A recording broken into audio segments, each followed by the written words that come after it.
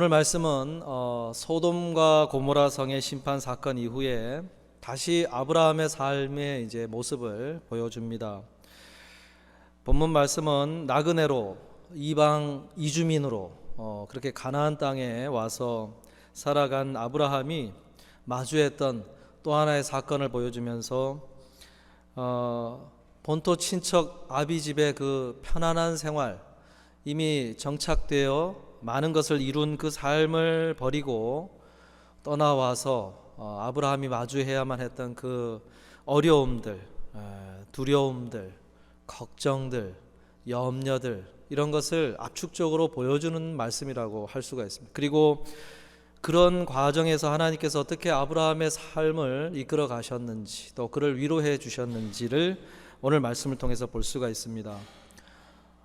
오늘 우리는 미국 땅에 와서 이민자로 이렇게 살아온 사람들입니다. 그렇기 때문에 오늘 본문 말씀을 제가 이렇게 접하면서 참 하나님이 주시는 많은 위로의 메시지가 들어있구나 하는 생각을 해 보았습니다. 모쪼록 오늘 말씀을 함께 나누면서 각자에게 주시는 그런 하나님의 메시지를 귀를 기울이시고 주시는 은혜를 누리실 수 있기를 바랍니다. 첫 번째로 아브라함에게 두려움이 있었음을 소개하고 있습니다. 11절을 보면 아브라함이 이르되 이곳에서는 하나님을 두려워함이 없으니 내 아내로 말미암아 사람들이 나를 죽일까 생각하였으며 말씀합니다. 아브라함이 가나안 땅에서 주된 주거지가 있었던 것이 아니라 이 땅 저 땅을 옮겨 다니면서 장막을 펼치고 머물다가 그런 중에 그랄 땅, 지금 블레셋 민족이 자리를 잡고 살고 있는 그 땅에 가서 거하면서 이 일이 벌어졌다고 소개를 하는데, 거기서 아브라함의 아내를 이제 그랄 그 땅 지역의 왕 아비멜렉이 아내를 데려갔다고 하지요. 그러면서 나중에 이제 아비멜렉이 일이 다 진행된 후에 어찌하여 아내라고 하지 않고 누이라고 속였는지를 이제 물었을 때에 아브라함이 이와 같은 이야기를 한 것입니다. 마치 자신의 아내를 빼앗을 뿐만 아니라 자신을 죽일 것 같아서 그런 하나님을 두려움이 없이 자신을 죽일 것 같은 두려움에 그렇게 했다고 이야기를 하죠. 아브라함은 하나님을 두려워하는 사람, 하나님을 경외하는 사람입니다.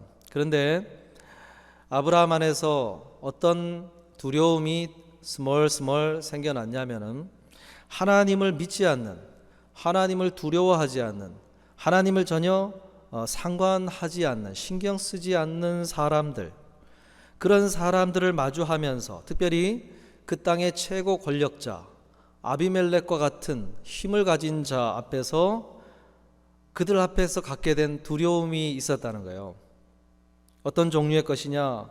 하나님은 이렇게 하나님을 두려워하지 않고 믿지 않는 사람들 속에서 활동하실까?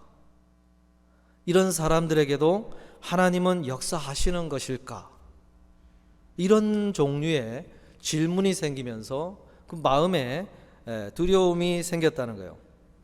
이걸 조금 더 확장하면은 어떤 질문이 되냐면은, 하나님은 우리가 교회에서 예배를 드릴 때 외에 우리의 삶의 현장, 나의 직장의 현장, 그런 곳에서도 하나님은 활동하시는 것일까? 하나님은 영향력이 있으신 것일까? 뭐 이런 종류의 질문이라는 거죠. 어쩌면 성경만 펼쳐서 성경 속에서만 움직이시는 하나님은 아니실까? 이런 종류의 질문과 함께 두려움이 아브라함 안에 생겨났다는 것입니다. 그래서 하나님을 두려워하지 않기 때문에 그 사람들은 그 어떤 행동도 함부로 할 수 있는 것은 아닐까? 자신의 목숨까지도 해야 할 수 있는 것은 아닐까? 이런 종류의 생각들이 아브라함 안에 생기게 되었고, 그로 말미암은 두려움이 아브라함의 마음에 자리를 했다는 것입니다. 제가 전에 한번 말씀 가운데 나눈 적이 있었던 것 같아요. 제가 군대를 제대하고 이제 복학하기 전에, 학교를 복학하기 전에 밤에 이제 파트타임으로 일하는 잡을 좀 구해서 일을 하고 또 다른 걸 좀 배우러 다니는 그런 적이 있었습니다. 그럴 때 야간에 이제 일을 다 끝내놓고 밤거리를 걸어오는데 뭐가 보였냐면은 상가 건물에 네온 사인 십자가가 걸려 있는 교회의 풍경들이 쫙 보였어요. 근데 상대적으로 제 눈에 뭐가 들어왔냐면 화려한 인테리어를 자랑하는 주점이라든지 식당들, 그리고 그곳에 많은 사람들이 왕래하고 있는, 그리고 그 속에 사람들의 표정이 밝고 웃음이 가득한 그런 모습들을 이렇게 지켜보게 되었어요. 교회 건물은 허름한 상가 건물에 렌트비가 싼 곳을 찾아서 자리를 잡고 사람이 인적이 없고 그냥 네온사인만 외로이 걸려져 있는 그런 모습과 사람들이 북적북적거리면서 화려한 인테리어와 사람들의 웃음꽃이 피어있는 그 모습들을 비교를 하면서 굉장히 교회가 초라해 보였어요. 그러면서요, 제가 이제까지 걸어왔던 신앙생활, 이것도 초라하게 느껴지더라고요. 내가 걸어온 이 생활들이 정말 가치가 있는 것일까?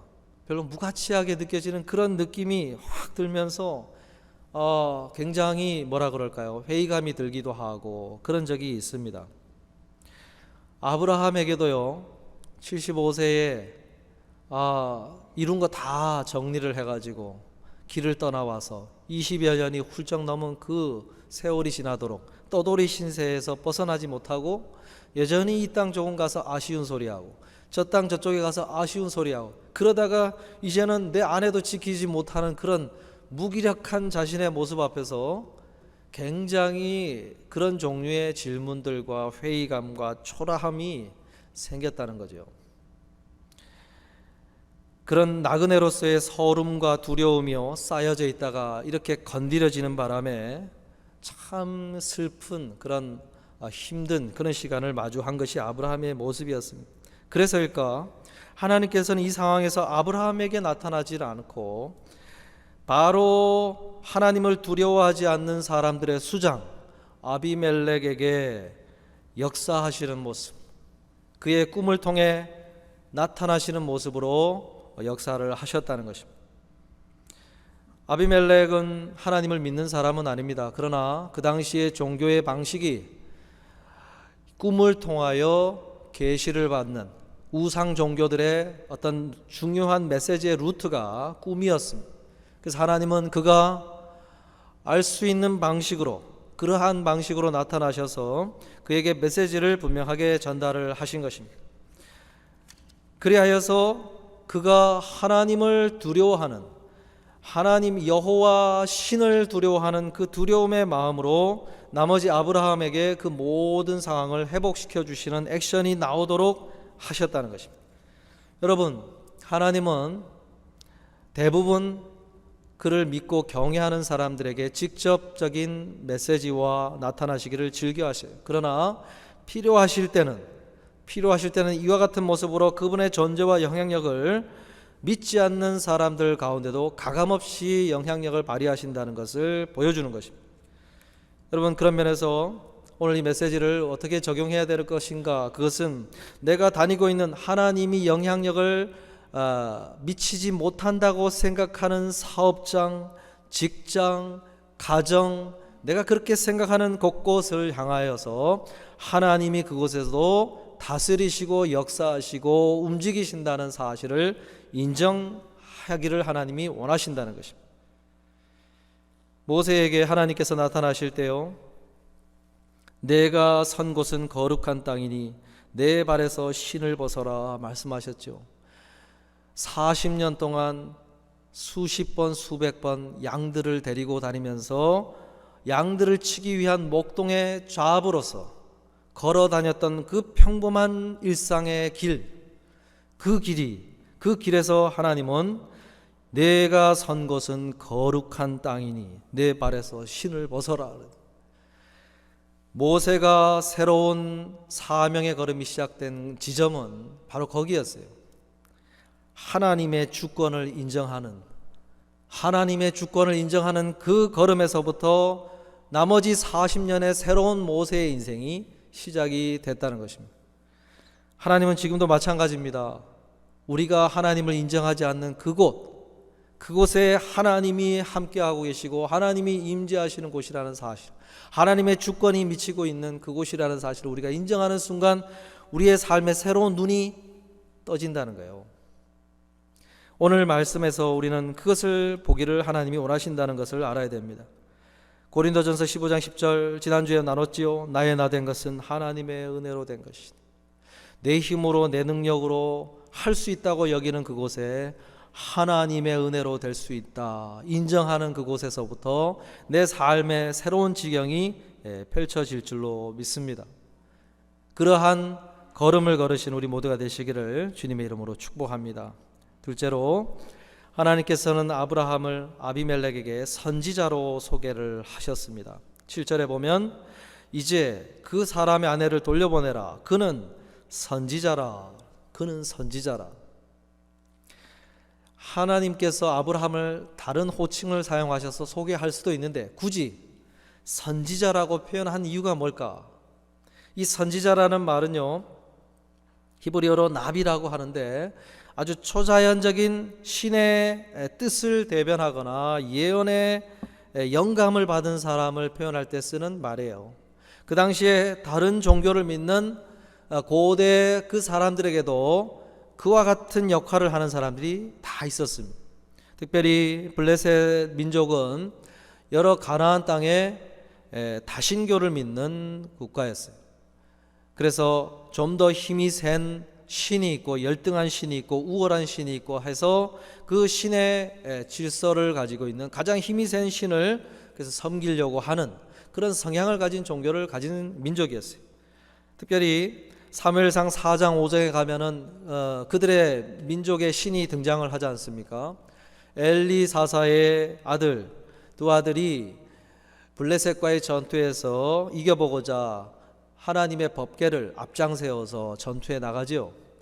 그랬을 때 하나님께서 법궤 가운데 역사하지 않으셔서 결국은 전투에 패배하고 그 법궤도 빼앗겨 버리지 않습니까? 그래서 블레셋 민족이 승리를 기념하기 위해서 자신들의 가장 강력한 신 다곤 신을 섬기는 신전에 그 법궤를 갖다 놓지 않습니다.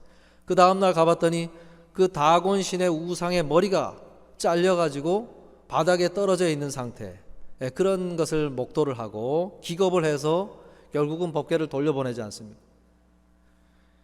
그들의 신 그 다곤을 섬기는 종교인들이 있었어요. 그래서 이 선지자라는 말로써 아브라함을 하나님께서 소개를 하신 것입니다. 정치력보다 군사력보다 가장 우월하게 생각하는 그 당시의 사람들의 가치관이 무엇이냐? 그들의 신이 누구의 편을 들어주느냐? 여기에 대해서 굉장히 중요하게 여기는 사회였어요. 그래서 하나님께서는 그를 여호와 하나님을 섬기는 선지자라고 그를 소개함으로써 아비멜렉 앞에서 그를 높여주신 것입니다. 아브라함은 많이 자존감이 낮아져 있는 상태였어요. 원래 아브라함은 이런 사람이 아닙니다. 창세기 14장에 가보면 14장에서 어떤 일이 벌어지냐면 그 당시에는 아브라함이 거의 20여 년 전에 일어난 20여 년 전에 그러한 모습을 하고 있을 때인데 그 당시 가나안 땅에 큰 전투가 벌어졌지요.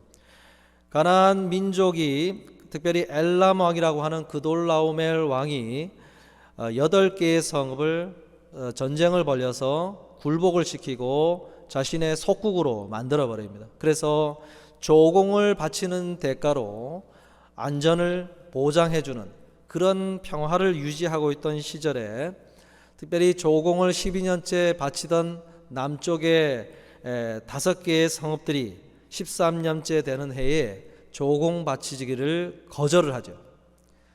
그래서 엘람 왕이 섬기기로 여전히 약속을 했던 북쪽의 세 성읍과 연합해서 그 남쪽의 성읍들을 토벌을 하기 시작한 것입니다.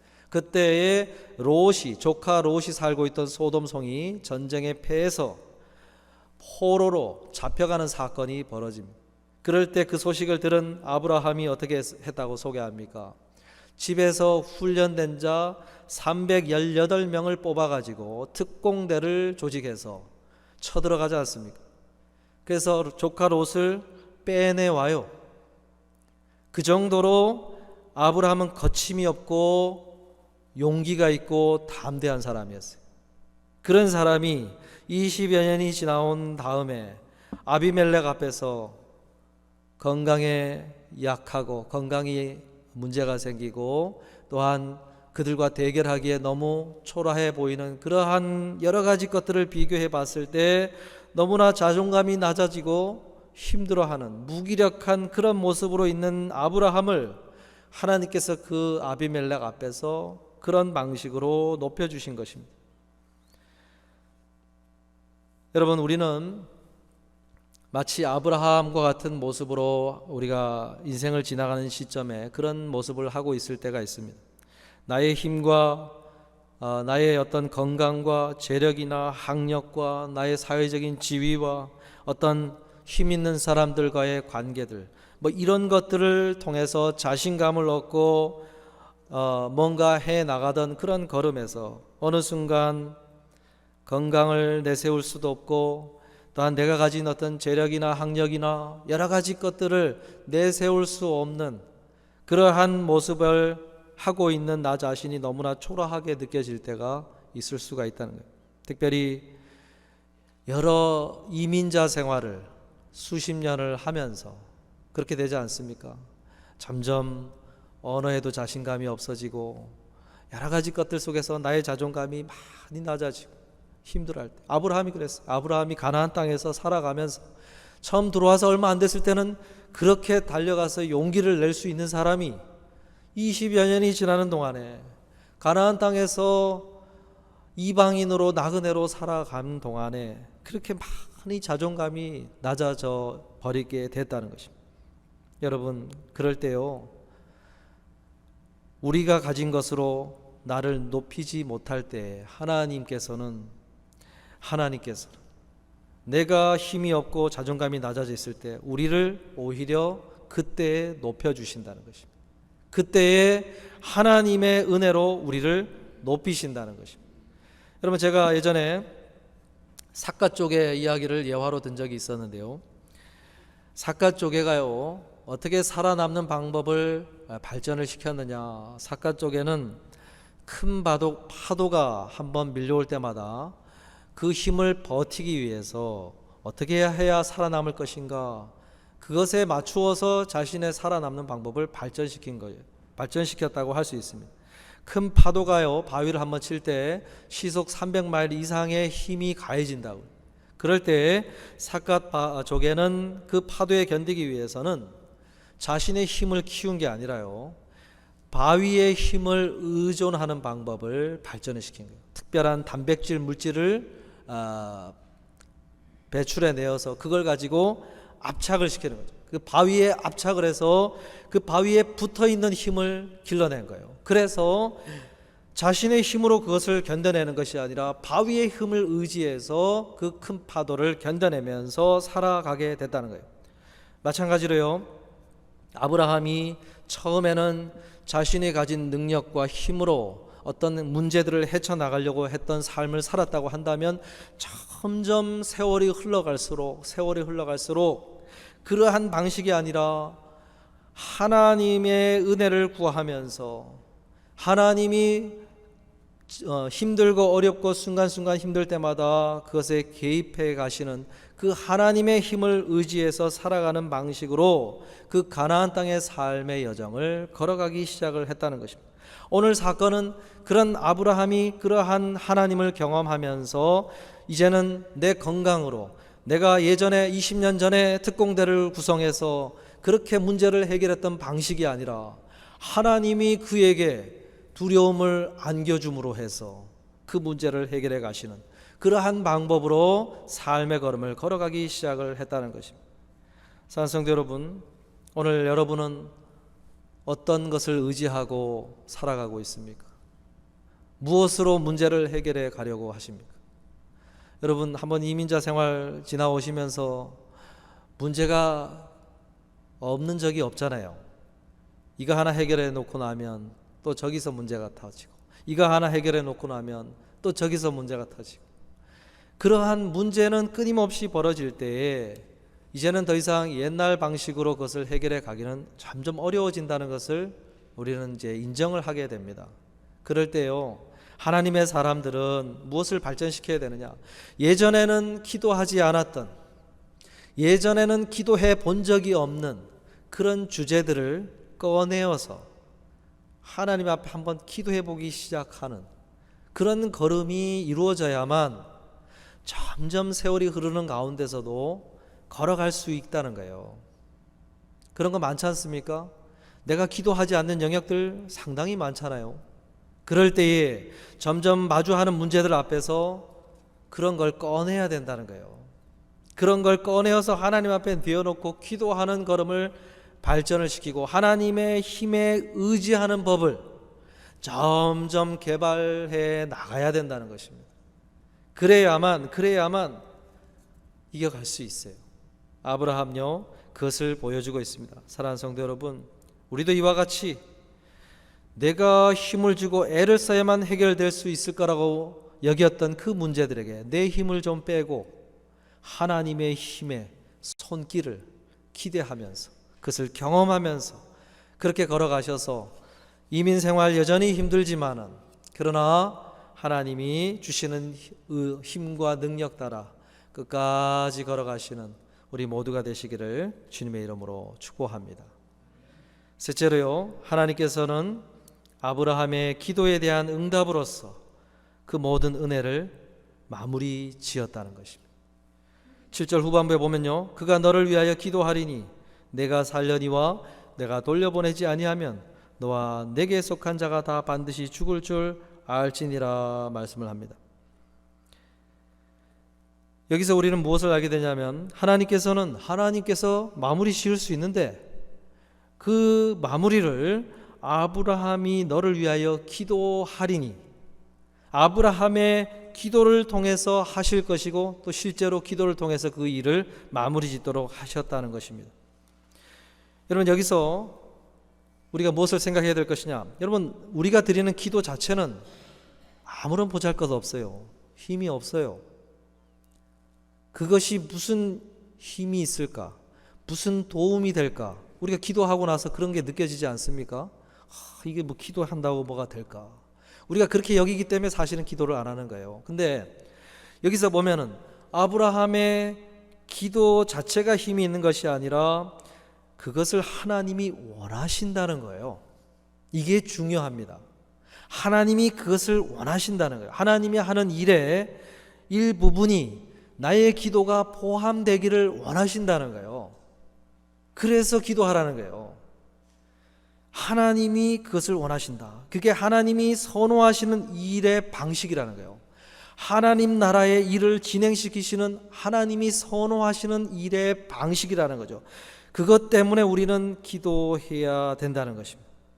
여러분, 하나님이 나와 관련돼서 일을 진행시키실 때 내가 드려야 되는 기도가 있다는 것을 늘 기억하셔야 돼요. 우리 아이들, 가족들, 자녀들, 또 우리의 부모님들, 내가 소중하게 여기는 사람들 속에 하나님의 어떤 섭리하심이 이루어지길 기대하신다면은, 하나님이 무엇을 원하시는가를 생각한다면은 내가 그들을 위하여 기도해야 될, 드려야 될 기도가 있다는 거예요. 그 기도를 해야 되는 거예요. 그런데 그 기도를 하고 있지 않는 것은 없는가? 이것을 생각해야죠. 그것이 하나님이 선호하는 방식이라고 한다면은 내가 기도해야 되지 하고 기도해야 된다는 거죠.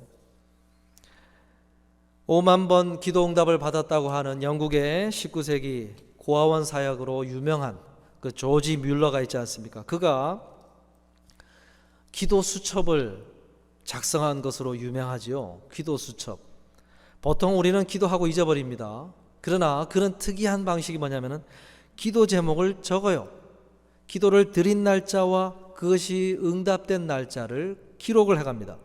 기도를 통해서 하나님이 어떻게 움직였는지 추적한 사람이요. 기도를 통해서 하나님의 움직임을 추적한 사람.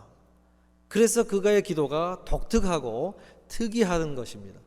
제가 순모임 때 기도 나눔을 하면서 기도 제목을 정리하시는 분의 역할을 꼭 가지도록 부탁을 드렸지요. 왜 그렇습니까? 그 기도를 제목을 정리하는 사람이 그 기도의 제목을 나눌 때 그것을 기록을 하고, 그리고 그 다음에 오면 그 기도 제목이 통해서 어떤 하나님의 움직임이 관찰되었고 경험되었는지를 추적하도록, 이 조지 뮬러의 기도 방식을 하시도록, 그렇게 하기 위해서 그런 것을 하도록 권장을 한 것입니다. 여러분, 기도는 하나님의 움직임이 기도를 통해서 관찰이 될 수가 있어요. 그래서 기도 가운데 하나님이 기도를 들으셨다고 한다면 그것을 잊어버리시는 분이 아니잖아요. 우리가 어떤 분은 지나가는 빈말로 했는데 그걸 기억하고 계시다가 꼭 거기에 대한 액션을 취하시는 분들이 있죠. 그분들 앞에서 할 때마다 우리는 어떻게 됩니까? 아, 빈말을 하면 안 되구나. 그분은 하나하나 다 듣고 있다가 뭔가 이렇게 책임 있게 행동을 하시는 분이구나. 그런 것이 알게 되면요, 그분 앞에 설 때 말을 할 때 조심을 하게 돼요. 그냥 빈말로 안 하게 되잖아요. 여러분, 하나님이 어떤 분이시냐? 여러분, 하나님을 어떤 분으로 생각하십니까? 바빠가지고 그냥 사람들 전 세계 많은 사람들이 기도할 텐데 내 기도 들으시고 기억하실까? 이렇게 생각하시는 분은 그냥 기도하고 잊어버릴 거예요. 그러나 하나님은요, 기도하는 거 1.1획도 헛되게 땅에 떨어지지 않을 것이라고 예수님께서 말씀하셨지요. 그런 분이에요. 내가 한 기도를 기억하고 계시는 분이시다. 그런 하나님이라면요, 우리는 기도를 드린 것을 들으신 하나님이 어떻게 움직였는지를 추적할 필요가 있어요. 그것을 추적하면서 하나님이 어떻게 움직였는지를 확인할 필요가 있다는 거예요. 그래서 기도의 제목, 그 수첩들을, 일지들을 기록해 가시라 말씀을 드린 것입니다. 여러분, 오늘 이 말씀 속에서요, 하나님은 우리의 기도를 원하신다. 그리고 그 기도를 한 것을 통해서 하나님은 분명하게 뭔가 움직임을 하신다. 이 사실을 기억하시고 그 기도를 늘 드리기를 힘쓰길 바라고, 그리고 기도한 바에 대해서 하나님이 어떻게 반응하셨는지를 관찰해 가시면서 그 하나님을 경험해 가시는 우리 모두가 되시기를 주님의 이름으로 축복합니다. 말씀을 마무리하려고 하는데요, 영락교회 원로 목사이신 한경직 목사님이요, 두려움에 관한 설교를 하면서 이런 예화를 드신 적이 있어요. 어린아이가 어머니 옆에서 잠을 자다가 한밤중에 잠이 깨면은 어떻게 되느냐, 눈앞에 캄캄하고 어머니가 없는 것처럼 여겨지니까 아이가 무서워서 울게 되지요. 그럴 때 아이를 안심시키기 위해서 엄마가 어떻게 해야 되느냐, 옆에 있는 엄마가 내가 여기 있다, 엄마 여기 있어, 엄마 여기 있어 하고 음성을 들려주고, 그리고 가슴에 손을 또 토닥토닥 거려주면서 안심을 하게 만들죠. 엄마가 지켜주고 있다고 알려주지요. 그런 그 아이의 엄마의 액션과 목소리를 들으면서 아이는 다시 두려움에서 안심하는 평안한 마음을 얻게 된다는 거예요. 그런데 하나님이 우리에게 똑같이 하신다는 거예요. 똑같이 아브라함을 대하실 때 하나님이 하신 것들이 똑같다는 거죠. 이사야서 41장 10절에 보면 두려워하지 말라, 내가 너와 함께함이라. 놀라지 말라, 나는 내 하나님이 됨이라. 내가 너를 굳세게 하리라. 참으로 너를 도와주리라. 참으로 나의 의로운 오른손으로 너를 붙들리라. 무슨 말씀하십니까? 두려워하지 말라고 하면서 내가 너와 함께 있으니까 두려워하지 말라. 엄마가 아이에게 하는 것처럼 똑같이 하지 않습니까? 놀라지 말라, 너를 붙들어주고 도와주는 하나님이 있으니까, 너를 도와줄 것이니까 놀라지 말라 그래요. 여러분, 놀란다는 이 말은요, 무서워서 막 이빨을 덜덜덜 떨고 있는 상태를 말하는 거예요. 이스라엘 백성들이 주변에 있는 나라들이 언제라도 쳐들어와서 자신들을 멸망시킬 것 같은 두려움에 덜덜덜 떨고 있는 거예요. 그럴 때 두려워하지 말라, 내가 너와 함께함이라. 바벨론어 포로가 되어가서도 너희들을 결코 포기하지 않을 것이다. 때가 되면 너희를 회복시키실 것이다. 이러한 말씀으로 그들을 안심시키는 말씀이에요. 여러분, 이러한 위로가요, 이스라엘 백성들에게 있었고 아브라함에게 있었다는 거예요. 아브라함에도 이민 생활 오래도록 하면서 하나님께서 왜 두려워하느냐 책망하는 방식이 아니라 하나님은 아브라함을 높여주는 방식으로, 그리고 아비멜렉 그 왕이 두려워하던 아비멜렉이 찾아와 가지고 그 모든 것을 미안하다고 하고 회복시켜주는 액션을 취하도록 그를 막 이렇게 그 밑에 내려가서 막 겸손하게 그를 떠받들어주는 그런 모습을 하게 만듦으로 해서 아브라함을 높여주시고 위로해 주신 거예요. 사랑하는 성도 여러분, 이민자 생활하시는 우리들에게, 이민자 생활로 걸어오는 우리들에게 하나님이 어떤 위로를 주실 것인가. 또 영적인 면에서도 하나님 나라의 시민권을 가지고 이 땅을 살아가는 방식이 힘들잖아요.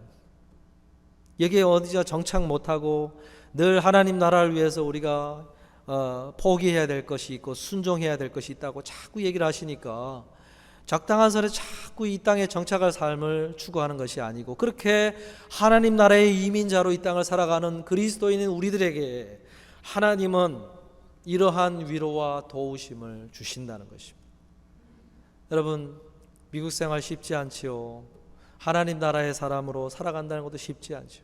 그러나 이러한 하나님의 위로와 도우심을 늘 힘입어서 기대하시고 걸어가셔서 이 미국 이민 생활 끝내는 그날까지, 그리고 이 땅의 삶 정리하고 하나님 나라의 삶을 시작하는 그날까지 끝까지 걸어가실 수 있는 우리 모두가 되시기를 주님의 이름으로 축복합니다. 기도하겠습니다.